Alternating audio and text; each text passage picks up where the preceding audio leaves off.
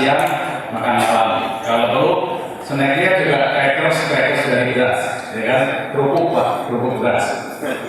Bisa dibayangkan kalau tadi sarapan nasi jagung, teman-teman juga senang, rasanya kalau lebih menjadi kebiasaan. Kita bisa potong konsumsi beras sepertiga. Dari 34 juta mungkin tinggal 24 juta, karena yang 10 juta ton diganti dengan jagung. Ini tadi sedikit ide saja bagaimana kita mengkampanyekan penganeka-ragaman pangan secara nyata. Jadi bukan hanya slogan, tapi kita kampanyekan untuk mendukung swasembada pangan, ketahanan pangan Republik Indonesia ini. Dan ini juga mungkin sedikit memberikan gambaran peluang usaha bagi adik-adik mahasiswa. Kalau sekarang kita lihat di kantin di pinggir jalan jualannya nasi uduk, ya kan? Gimana kalau kita pikirkan sarapannya nasi jagung? Bagaimana cara membuat nasi jagung dan sebagainya bisa dipelajari di banyak ilmunya, nanti mungkin dari kami juga siapkan atau bagian dari kampanye kami adik-adik semua bisa kunjungi Twitter kami @monsanto_id. Di situ ada cerita bertukar pikiran mengenai penganeka-ragaman pangan dari sisi jagung. Atau juga kunjungi Facebook kami di Monsanto_id.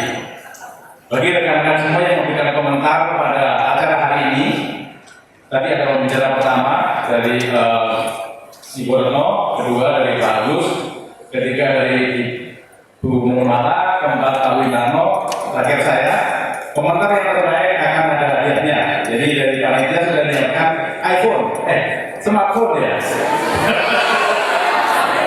Kalau iPhone mungkin pakai iPhone saya sudah menyiapkan smartphone untuk menjadikan hadiah.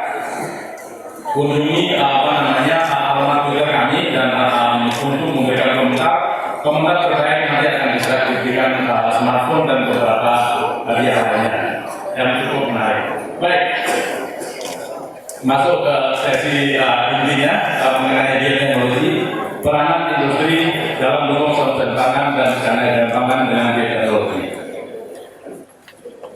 Background hampir sama dengan pembicara sebelumnya bahwa penduduk terus berkembang. Saat ini produktif sekitar 7 miliar, tahun 2050 diperkirakan sekitar 9 miliar lebih. Semuanya perlu pangan, semuanya perlu minum, semuanya perlu perumahan untuk tempat tinggal. Sebentar lagi akhirnya semua ini tamat, bekerja, nikah, punya anak. Ingin punya rumah dong? Amin. Nah, mungkin rumah milik tua terus ya. Rumahnya di mana? Tentunya rumahnya harus dibuka lahan baru. Lahan itu di mana? Dekat kota. Perkotaan, sawah-sawah lahan yang dekat kota adalah sawah kelas 1 biasanya. Itu yang terjadi sekarang menjadi kompleks perumahan baru yang dulunya adalah lahan pertanian pasar. Ada irigasi di sana, irigasi teknis. Kenapa? Karena manusia cenderung juga akan senang hidup di lokasi yang dekat dengan sumber-sumber pangan. Untuk melihat waktu, kita lihat di Indonesia. Tantangan yang di Indonesia adalah pertama, sekarang penduduk Indonesia produksi sekitar 248 juta, tahun 2050 diperkirakan 284 juta. Semakin padat, dan tentunya ini pertambahan penduduk ini akan menganeksasi alih fungsi lahan dari pertanian tadi menjadi perumahan untuk menyiapkan rumah-rumah bagi adik-adik semuanya ini, jalan, tol, mall, gedung bioskop dan sebagainya.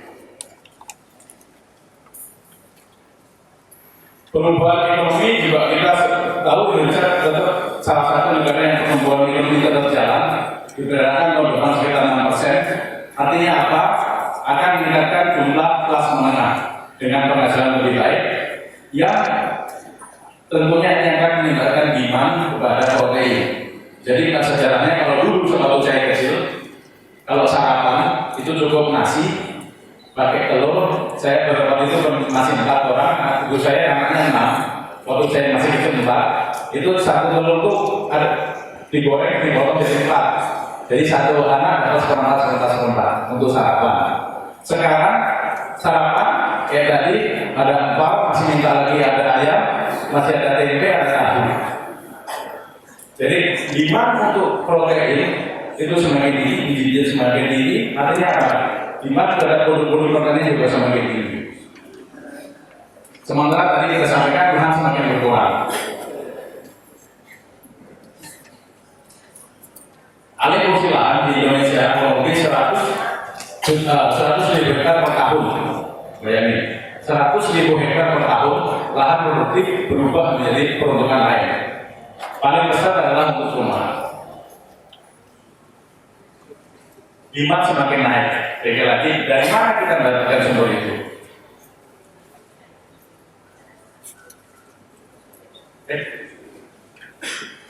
Oke, sedikit tadi sejarahnya seperti itu. Jadi di mana kita harus survive dengan lahan yang semakin berkurang, jumlah penduduk semakin banyak, orang juga semakin sejahtera, mintanya macam-macam.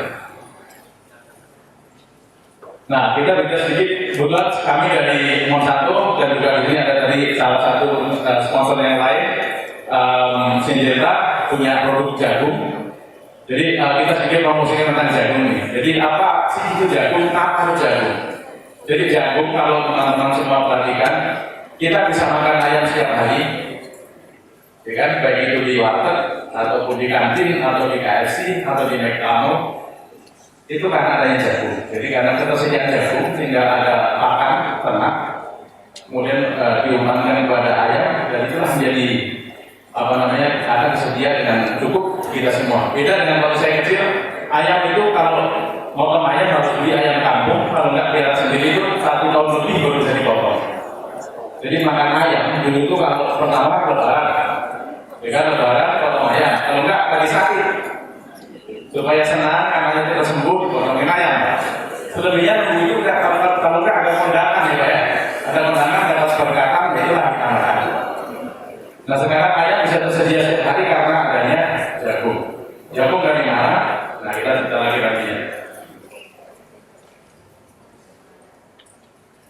Kalau kita perhatikan peta Indonesia dari Sabang sampai Merauke, ini kita coba analisa di mana sih produksi jagung itu berada. Jadi kurang lebih di Indonesia dari data pemerintah, data statistik kita bandingkan dengan data dari USDA, kita bandingkan juga data dari industri, karena semuanya beda. Angkanya beda, tapi kita ambil rata-rata saja. Jadi kurang lebih lahan jagung di Indonesia itu ada 3,6 juta hektar. Kalau yang yang sudah menggunakan hibrida kita kasih warna kuning, yang belum kita kasih warna merah. Jadi itu komposisi yang sudah hibrida sama yang belum. Dan yang warna biru itu adalah konsentrasi dari para pengusaha benih, tentunya juga para pengusaha pabrik pakan berada. Jadi mereka berkonsentrasi di Jawa Tengah, Jawa Timur, Nusa Tenggara, Sulawesi Selatan, Lampung, Sumatera Barat, sama Sumatera Utara. Bukan berarti di itu tidak tanam jagung, tapi disitulah terkonsentrasinya tanaman jagung di Indonesia. Jadi hampir separuh, 54% itu sudah menggunakan hibrida, sisanya masih menggunakan benih konvensional. Hibrida adalah jagung yang teknologi terakhir, dan hasilnya kurang lebih katakanlah 6-7 ton rata-rata per hektar. Sementara jagung yang warna merah, jagung konvensional itu hanya menghasilkan 2-3 ton rata-rata. Kalau kita hitung produksi rata-rata nasional, sekitar 4,5 ton per hektar rata-rata produksi jagung Indonesia. Kalau kita berbandingkan dengan Amerika misalkan, Argentina, itu mereka sudah di angka di atas 9 ton per hektar. Bayangin, mereka bisa 9 ton, kita 4,5, separuh. Sementara di era perdagangan bebas sekarang, petani di Indonesia berhadapan dengan petani di Amerika, di Argentina, karena jagung dipasarkan di dalam ada namanya CBOT, Chicago Board of Trade. Di situ harga ditentukan. Nah, kita head to head dengan mereka, tentunya kita nggak bisa menang. Dan kenyataannya sampai dengan sekarang Indonesia itu mengimpor kurang lebih 3,2 juta ton jagung. Ada yang tahu kira-kira kalau dirupiahkan berapa ya? 3,2 juta ton. Kurang lebih sekitar 1,9 12 triliun kalau nggak sekarang. Itu hanya untuk impor jagung, untuk ngasih ke ternak. Kami pernah berdiskusi dengan Kementerian Perdagangan, Pak Menteri, kok begitu banyak sih kita impor jagung? Saya nggak makan jagung, katanya. Dan iya, Bapak nggak makan jagung, Bapak makan ayam gitu loh. Bapak makan daging sapi.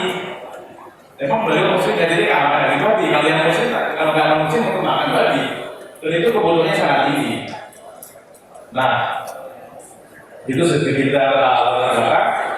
Kemudian bagaimana caranya kita bisa menuju swasembada pangan tadi? Pertama, dari kami dari industri ini menyarankan adalah hampir 54% dari petani jagung yang sudah menggunakan hibrida, tentunya petani itu petani maju juga, tanahnya juga baik dan infrastrukturnya sudah tersedia, beralih menggunakan benih bioteknologi. Yang dari hasil kajian kami dari pihak ketiga dari universitas itu bisa meningkatkan hasil kurang lebih 10-17%, atau kalau kita konversi dari angka yang ada itu akan terjadi peningkatan kurang lebih sekitar 2,3 juta ton grain. Kalau misalkan petani jagung yang ada sekarang beralih dari petani hibrida ke petani bioteknologi, ada tambahan 2,3 juta. Kita impor 3,2, masih kurang 1 juta nih. Dari mana lagi yang 1 juta? Yang 1 juta adalah bagaimana pemerintah kita berfokus kepada mendorong petani-petani jagung lokal konvensional untuk beralih menggunakan jenis jagung hibrida. Kalau bisa semuanya itu dirubah, akan terjadi peningkatan kurang lebih 6,7 juta ton. Jadi kita bukan hanya mampu swasembada, tapi surplus. Kita bisa ekspor jagung ke negara-negara tetangga. Bagaimana caranya? Pertama, pemerintah saat ini di era Pak Presiden Jokowi memberikan banyak sekali subsidi kepada petani. Salah satunya subsidi ini. Jadi sebaiknya subsidi ini diarahkan kepada petani jagung yang masih menggunakan benih jagung konvensional, sehingga terjadilah peningkatan hasil. Bukan asal disalurkan saja, tapi sasarannya tepat. Dan tentunya ini ada juga keterlibatan dari teman-teman KTNA untuk bagaimana membantu supaya tugas pemerintah untuk bisa memastikan bahwa benih ini tepat sasaran kepada petani yang masih menggunakan benih konvensional.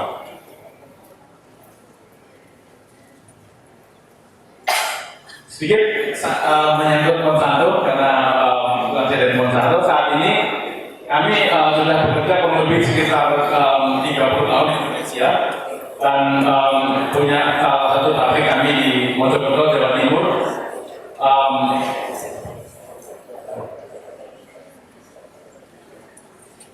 Di Mojokerto, Jawa Timur kurang lebih bisa memproduksi 13.500 ton benih untuk digunakan di dalam negeri ataupun kita juga ekspor ke beberapa negara seperti Thailand, Vietnam, Pakistan, dan India. Kurang lebih kami saat ini bekerja dengan 30.000 petani di seluruh Jawa Tengah, Jawa Timur untuk produksi benih. Jadi Monsanto dalam ini tidak mempunyai lahan sendiri, kami bekerjasama dengan petani dengan sistem inti plasma. Kurang lebih melibatkan 30.000 petani di Jawa Tengah dan Jawa Timur. Kami juga sedikit share ke beberapa teman di sini. Kami juga punya program konservasi, jadi bekerjasama dengan Conservation International. Bagaimana menjaga hutan?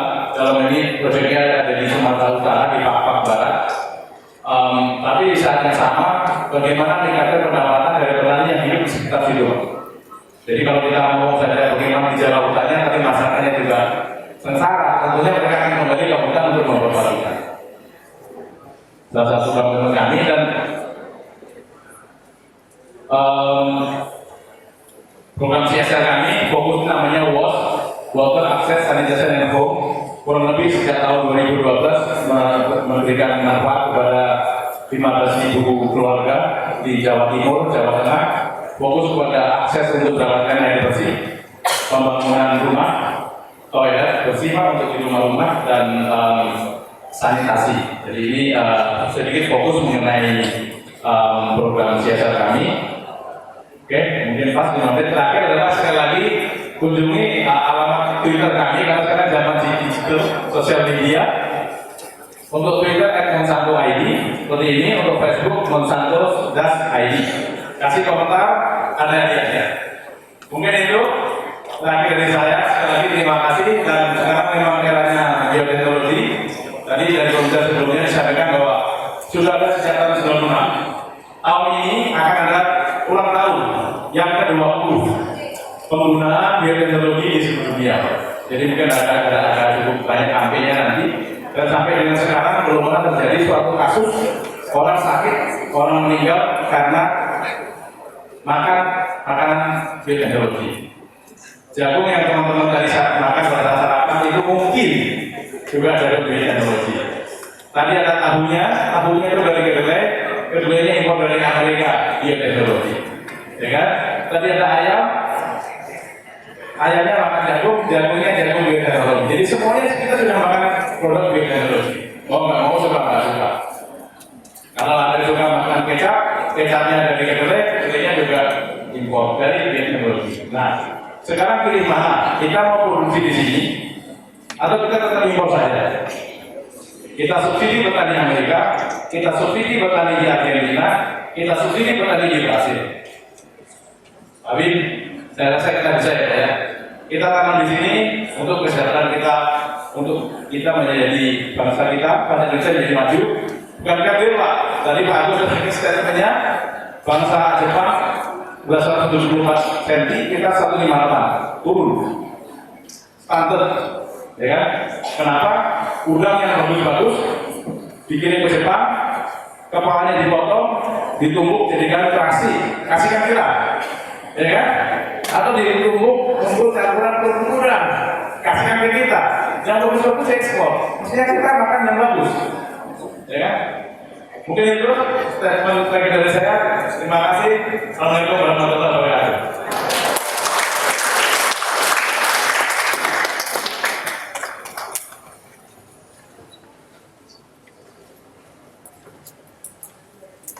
Demikian paparan dari Bapak Ismail